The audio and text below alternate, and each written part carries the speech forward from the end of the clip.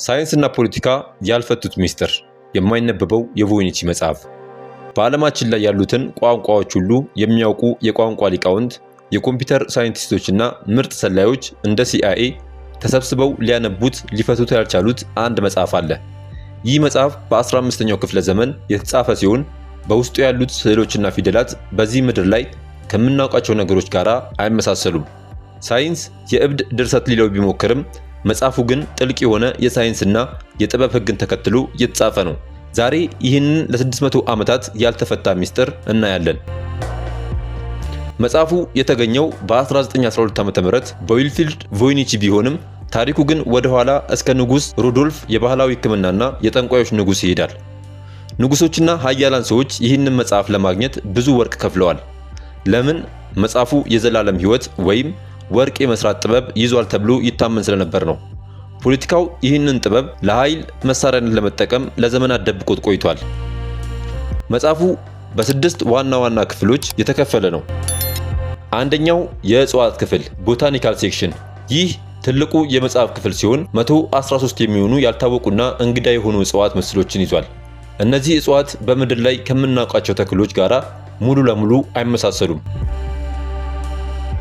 ሁለተኛው የስነ ከዋክብት ክፍል አስትሮኖሚካል ሴክሽን የፀሐይ የጨረቃና የከዋክብት ምስሎችን እንደዚሁም የዞዳይክ ምልክቶችን የያዙ ክብ ቅርጽ ያላቸው ንድፎችን ይዟል። ሶስተኛው የስነ ህይወት ክፍል ባዮሎጂካል ሴክሽን። ይህ ክፍል እጅግ እንግዳው ነው። አረንጓዴ በሆኑ ፈሳሽ ወይም በውሃ በተሞሉ ጥቃቅን ገንዳዎች ውስጥ የሚታጠቡ በርካታ እርቃናቸውን የሆኑ ሴቶችን ምስል ይዟል። እነዚህ ገንዳዎች በተወሳሰቡ የቧንቧ መስመሮች የተያያዙ ናቸው። አራተኛው የስነ ኮከብ ቆጠራ ክፍል ኮስሞሎጂካል ሴክሽን ይበልጥ ውስብስብ የሆኑ ክብ ንድፎችን ይዟል። ይህ ክፍል ስለ ዓለም አፈጣጠር ወይም ስለ መንፈሳዊ ጉዞዎች የሚያትት ሊሆን እንደሚችል ይገመታል። አምስተኛው የመድኃኒት ቅመማ ክፍል ፋርማሲቲካል ሴክሽን የተለያዩ የእጽዋት ክፍሎች ስር፣ ቅጠልና ግንድ ከመድኃኒት ማስቀመጫ ማሰሮች ጋር ተቀምጠው ይታያሉ። ይህም መጽሐፉ ለሕክምና አገልግሎት ሊሆን እንደሚችል ይጠቁማል። ስድስተኛው የጽሑፍ የምግብ አዘገጃጀት ክፍል ሪሴፕስ ሴክሽን ይህ የመጨረሻው ክፍል ሲሆን ምንም አይነት ምስል የለውም። ይልቁንም በከዋክብት ቅርጽ ምልክቶች የተከፋፈሉ አጫጭር አንቀጾችን ብቻ ይዟል። ይህ ክፍል የመድኃኒት አዘገጃጀት መመሪያ ሊሆን እንደሚችል ይታመናል። በሁለተኛው የዓለም ጦርነት ወቅት የጠላትን ኮድ የሰበሩ ኮድ ብሬከርስ ሊቃውንት ይህንን መጽሐፍ ለመስበር ሞክረው አልቻሉም። በ2019 የሰው ሰራሽ አስተውሎት AI መጽሐፉን እንዲያነበው ተደረገ። AI መጽሐፉ በዕብራይስጥ ቋንቋ የተጻፈ ሊሆን እንደሚችል ቢገምትም ቃላቶችን ግን ሊተረጉማቸው አልቻለም። ቮይኒቺ መጽሐፍ ምንድን ነው? የአንድ ታላቅ ሳይንቲስት ሚስጥራዊ ግኝት፣ የባዕድ ፍጥረታት ስጦታ ወይስ ትልቅ ቀልድ? ሳይንስ ዛሬም በያሌ ዩኒቨርሲቲ ቤተ መጻሕፍት ውስጥ አስቀምጦ ይመረምረዋል። እውነቱን ግን መጽሐፉን የጻፈው ሰው ብቻ ነው የሚያውቀው። ሌላው ሳይንስ ያልፈታው እውነታ የሞቱ ዳንስ። በ1518 ዓ.ም በፈረንሳይ ስትራስቦርግ ከተማ አንዲት ሴት በመንገድ ላይ ዳንስ ጀመረች። መቆም አልቻለችም። ሳታርፍ ለቀናት ጨፈረች። በሳምንት ውስጥ 34 ሰዎች ተቀላቀሏት። በአንድ ወር ውስጥ ደግሞ 400 ሰዎች ደረሱ። የሚገርመው ሰዎች እየደከማቸው እግራቸው እየደማና ልባቸው ሊቆም ሲል እንኳን መደነሳቸውን ሊያቆሙ አልቻሉም። ብዙዎቹ እየጨፈሩ ሞቱ። ሳይንስ የጅምላ እብደት ይለዋል።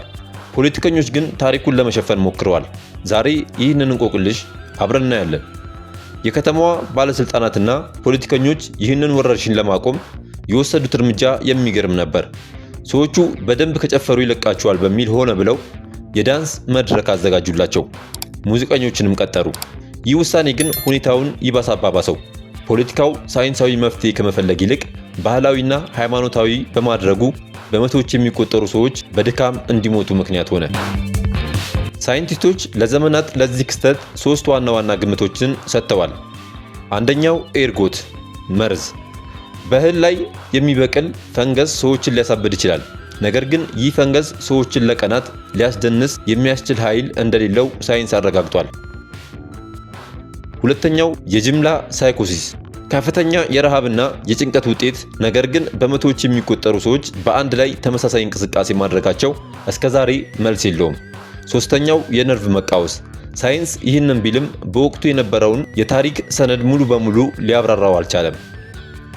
በ16ኛው ክፍለ ዘመን የተጻፉ የቤተ ክርስቲያንና የመንግስት ሰነዶች ይህንን ታሪክ ለዘመናት ደብቀውት ቆይተዋል። ሰይጣናዊ ነው በሚል ታሪኩ እንዳይነገር ተደርጎ ነበር። በቅርቡ የታሪክ ተመራማሪዎች ያገኟቸው ሰነዶች ግን ክስተቱ ከታሰበው በላይ ዘግናኝ እንደነበር ያሳያሉ። የ1518ቱ የዳንስ ወረርሽኝ ሳይንስ የሰው ልጅ አእምሮ ሙሉ በሙሉ እንደማያውቅ ትልቅ ማረጋገጫ ነው። ፖለቲካው ሊደብቀው ቢሞክርም የታሪክ ጠባሳው ግን ዛሬም አለ። እናንተስ ምን ይመስላችኋል? ፍርሃት፣ በሽታ ወይስ ሌላ ሚስጥር? ሶስተኛው የታኦስ ድምፅ። አንድ ቀን ማለዳ ከእንቅልፋችሁ ስትነቁ በጆሮአችሁ ውስጥ ዝቅ ያለና የሚረብሽ የሞተር ድምፅ ቢሰማችሁ ምን ታደርጋላችሁ? ይህ ድምፅ በኒው ሜክሲኮ ታኦስ በሚባለው ስፍራ ለሚኖሩ ሰዎች የዕለት ተዕለት ስቃያቸው ነው። ሳይንስ የጋራ ቅዠት ሊለው ቢሞክርም ድምፁ ግን መሳሪያዎች ሊመዘግቡት በማይችሉት ሁኔታ በሰዎች አእምሮ ውስጥ ብቻ ያስተጋባል። ዛሬ ሳይንስ ሊፈታው ያልቻላቸውና ፖለቲካው ከምስጢራዊ ወታደራዊ ሙከራ ጋር ያያያዘውን የታኦስን ድምፅ አሰማችኋለሁ። ታሪኩ የጀመረው በ1990ዎቹ መጀመሪያ ላይ ነው። የታኦስ ከተማ ነዋሪዎች ሩቅ ቦታ ያለ የናፍጣ ሞተር የሚመስል ድምፅ መስማት ጀመሩ። የሚገርመው ድምፁ የሚሰማው በቤት ውስጥ ሲሆኑ ነው። ወደ ውጭ ሲወጡ ይጠፋል። ይህ ክስተት በመቶዎች የሚቆጠሩ ሰዎችን ለከፍተኛ ራስ ምታት፣ ለእንቅልፍ ማጣትና ለጭንቀት ዳርጓቸዋል። በ1993 ዓ.ም ከፍተኛ ሳይንቲስቶችና ተመራማሪዎች ወደ ከተማዋ ዘመቱ። እጅግ ዘመናዊ የድምፅ መመዝገቢያ መሳሪያዎችን ተከሉ። ነገር ግን መሳሪያዎቹ ምንም አይነት ድምፅ ሊመዘግቡ አልቻሉም። ሳይንስ 3 ግምቶችን አቀረበ። አንደኛው ቲኒተስ የጆሮ ህመም፣ ነገር ግን በመቶዎች የሚቆጠሩ ሰዎች በአንድ ጊዜ ተመሳሳይ ህመም ሊይዛቸው አይችልም። ሁለተኛው የኤሌክትሮማግኔቲክ ሞገድ፣ ከኃይል መስመሮች የሚወጣ ንዝረት። ሶስተኛው የውቅያኖስ ሞገድ ንዝረት፣ ከሺዎች ኪሎ ሜትሮች ርቆ የሚመጣ የንዝረት ሞገድ። እነዚህ ሁሉ ግምቶች ግን ድምፁ ለምን በአንዳንድ ሰዎች ብቻ እንደሚሰማ ሊያስረዱ አልቻሉም።